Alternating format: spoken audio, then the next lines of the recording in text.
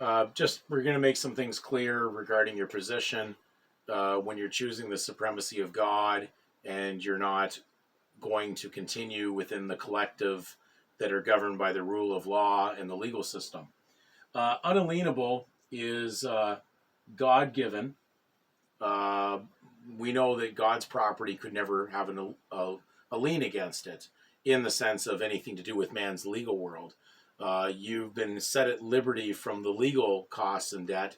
You're still basically owned by your creator, and you're still always your creator's property, but you have no legal lien on you at that point.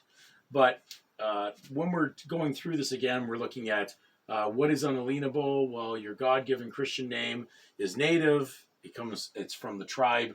It's tribal because it comes from the tribe of Judah, which is the kingly tribe. So when we talk about Christian name, we're actually talking of the tribe of Judah, where the sovereignty and the kingly bloodline came from under the nation of Israel.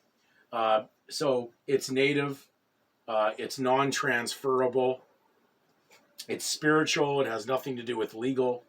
Then when you go into the legal sense of things, we understand too that it could never be foreign, as we're going to read in Ephesians chapter 2 shortly.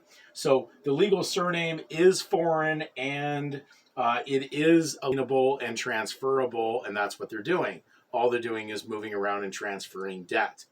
And that's how title works in the legal world. All they're doing is conveyancing one debt onto another debtor name. It's just a bill of exchange, exchanging one debt for another. We're going to read Ephesians chapter 2, and there's a couple of scriptures in here, or verses, that are important. I recommend anybody read the entire chapter 2. It says in verse 11, "Wherefore remember that ye being in time past Gentiles in the flesh, who are called uncircumcision by that which is called the circumcision in the flesh, made by hands, that at the time ye were without Christ, being aliens from the commonwealth of Israel, and strangers from the covenant of promise, having no hope, and without God in the world."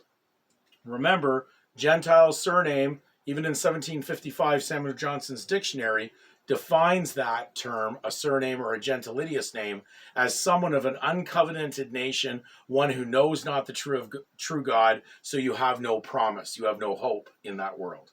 Then we get to verse 19, "Now therefore you are no more strangers and foreigners, but fellow citizens with the saints," that is believers or Christians, "and of the household of God."